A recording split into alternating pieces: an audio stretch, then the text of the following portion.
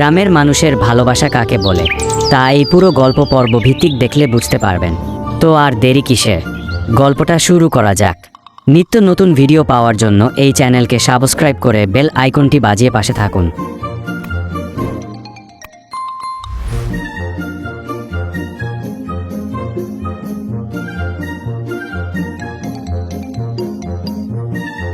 মালিক মশাই, আপনি বুঝে আমাকে ডেকেছিলেন? হ্যাঁ মাহফুজ, তোমাকে আমি ডেকেছিলাম। তুমি আমার জমিতে একটু কাজ করে দাও, কাজ করা শেষ হলে আমি তোমাকে টাকা দিয়ে দিব। যাক, একটি কাজ পেয়েছি। যাক, এই টাকা দিয়ে আমি কিছু একটা করতে পারবো। ধন্যবাদ মালিক, ধন্যবাদ। তাহলে আর কি, জলদি যাও, জলদি গিয়ে কাজ শেষ করে আসো। এই বলে মাহফুজ রওনা হয় বাড়ির উদ্দেশ্যে, মালিক মশাইয়ের জমিতে কাজ করার জন্য, কোদাল নেওয়ার জন্য। মাহফুজ হলো গ্রামের একজন নম্রভদ্র কৃষক, যাকে গ্রামের প্রত্যেকটা মানুষ ভালোবাসে। তাই সবাই নির্দ্বিধায় মাহফুজকে কাজ দিতে দ্বিধা করে না।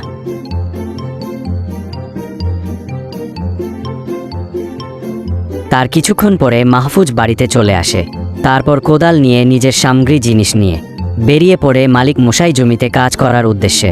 বলে রাখা ভালো, মাহফুজের পরিবারের মাহফুজ আর তার স্ত্রী এবং একটি ছেলে একটি মেয়ে আছে। মাহফুজের ছেলেকে মাহফুজ শহরে একটি স্কুলে একটি হোস্টেলে ভর্তি করিয়ে দিয়ে এসেছে।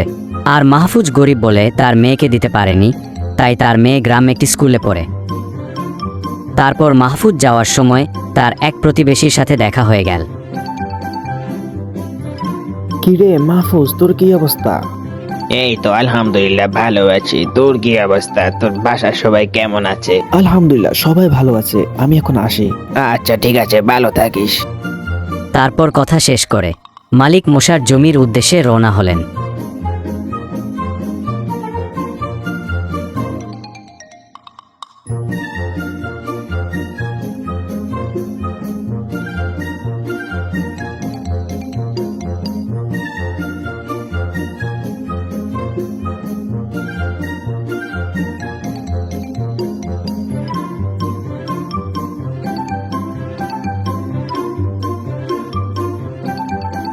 তারপর মাহফুজ এক এক করে মালিক মশায়ের সকল জমিতে কাজ সম্পন্ন করে নিজে একটু বিশ্রাম নিতে গাছের নিচে বসে কিছুক্ষণ সে নিজেও বিশ্রাম নিয়ে নেয়।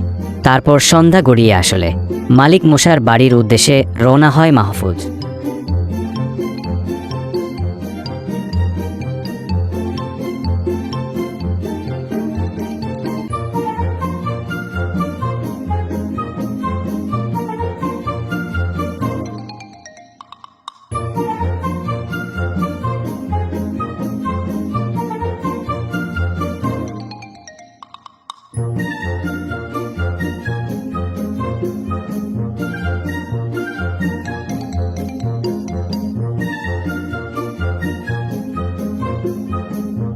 মালিক মশাই, আপনার সকল জমিতে আমি কাজ করে দিয়ে এসেছি। যাক, ভালো হয়েছে, তুমি কাজ করে চলে এসেছো। কালকে এসো, কালকে এসে টাকা নিয়ে যেও। মালিক মশাই ধন্যবাদ। আপনার যে কোনো প্রয়োজনে এই অদমকে স্মরণ করতে পারেন।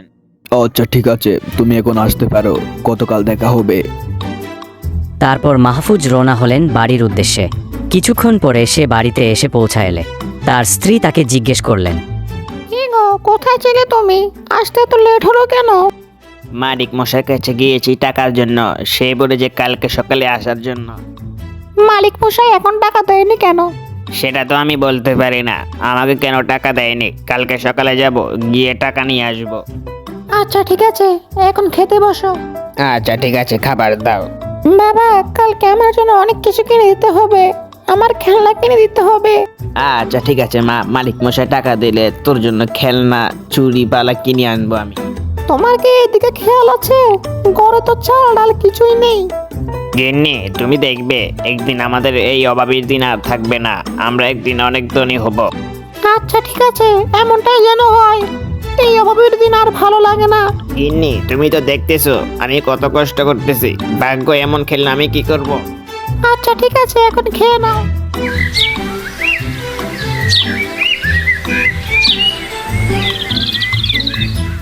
আরে শুনছো, কোথায় চলে গেলে?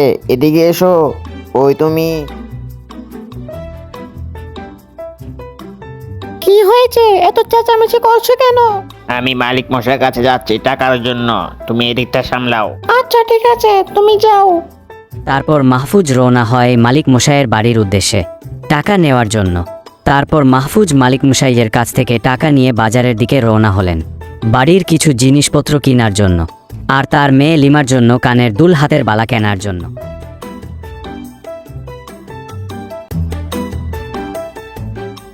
আরে মাহফুজ, আমি তো তোর কাছে যাচ্ছিলাম।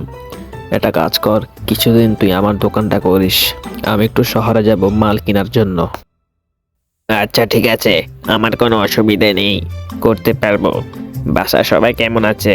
মা বাবা তারা সবাই কেমন আছে? ওদের নিয়ে চিন্তা করতে হবে না, ওরা সবাই ভালো আছে। যা তাহলে এখন দোকানে গিয়ে বস। আচ্ছা ঠিক আছে, তাহলে আমি দোকানে গিয়ে বসতেছি। তারপর মাহফুজ তার বড় ভাইজের দোকানের দিকে যাচ্ছিল। এমন সময় তার সামনে গ্রামের চেয়ারম্যান এসে হাজির হলো। মাহফুজ, কেমন আছো তুমি? আশা করি ভালো আছো, তাই না? আলহামদুলিল্লাহ চেয়ারম্যান সাহেব, আপনার দোয়ায় আমরা অনেক অনেক ভালো আছি। আপনার মতো সৎ মানুষ থাকলে আর কি দরকার। ও ও মাহফুজ, চাচ্ছিলাম তোমাকে একটা কাজ দেওয়ার জন্য।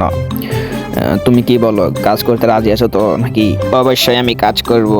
আমার ভাই একটু কাজ দিয়েছে আমাকে, সে মালামাল কেনার জন্য শহরে যাচ্ছে, তো কটা দিন ওখানে কাজ করব তারপরে। আচ্ছা ঠিক আছে, তুমি সময় করে চলে এসো তাহলে। কি চেয়ারম্যান সাহেব, মাহফুজের সাথে কি নিয়ে এত কথা হচ্ছে? আমাকে একটু বলো, আমিও শুনি। না, বলতেছিলাম যে মাহফুজ আমার বাড়িতে কাজ করবে সব সময়ের জন্য, তাকে এই প্রস্তাব দিলাম আর কি। ও মাহফুজ, তোমার জন্য তো এটা অনেক ভালো খবর, কি বলো? হ্যাঁ নানা জান, আমি কাজ করতে রাজি আছি। কটা দিন আমার ভাইয়ের এখানে কাজ করব, তার জন্য পারছি না। আচ্ছা, অসুবিধা নেই, তুমি ওখানে কাজ শেষ করে তারপর আমার এখানে এসো। যাও, এখন যে কাজে যাচ্ছিল ও কাজে যাও। তারপর চেয়ারম্যান তার নিজের কাজে চলে যাচ্ছিলেন, আর মাহফুজও খরচ দিয়ে আসার জন্য বাড়ির উদ্দেশ্যে রওনা হলেন।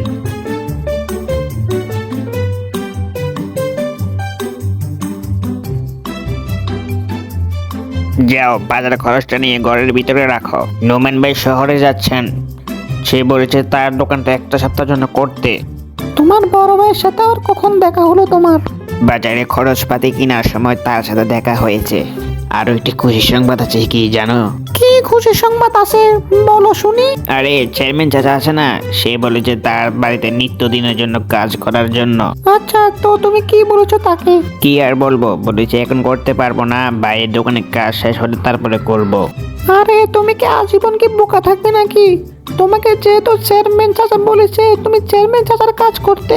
আহা। আহা, বুঝতে পেরেছি, তুমি যেটা বুঝতেছো না সেটা নিয়ে তুমি কথা বলো না। আচ্ছা ঠিক আছে, তুমি এখন কই যাবে সেখানে যাও। আচ্ছা ঠিক আছে, তুমি ঘরে যাও, আমি যাচ্ছি। বাড়িতে খরচ দিয়ে তারপর তার ভাইজের দোকানে কাজ করার উদ্দেশ্যে বাজারের উদ্দেশ্যে রওনা হলেন। আসুন আসুন, কার কি লাগে বলে যান। এই যে তোমার কিছু লাগবে, আসুন আসুন, কার কি লাগবে দেখে যান, মালামাল নিয়ে যান। কার কি লাগবে, আসেন আসেন, সবার পছন্দের জামা কাপড় আছে, আসুন, কার কি জামা লাগতেছে নিয়ে যান নিয়ে যান। এমনি করে প্রায় একটি সপ্তাহ কেটে গেল। তারপর একদিন মাহফুজ দোকানে বসেছিল। এমন সময় তার বড় ভাই নোমান চলে আসলো শহর থেকে।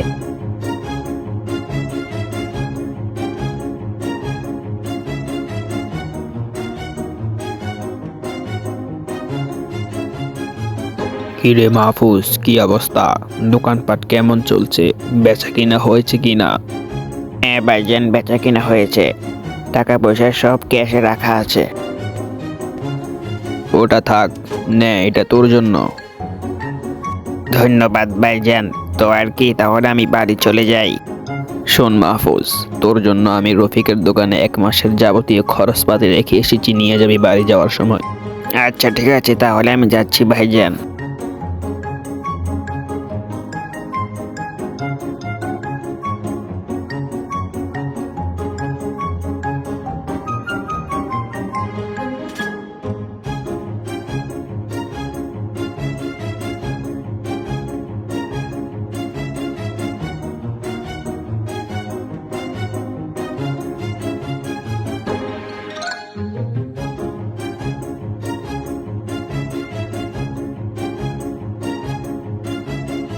আজকে কি কোনো সমস্যা হয়েছে নাকি এত জলদি বাড়ি চলে এলে যে?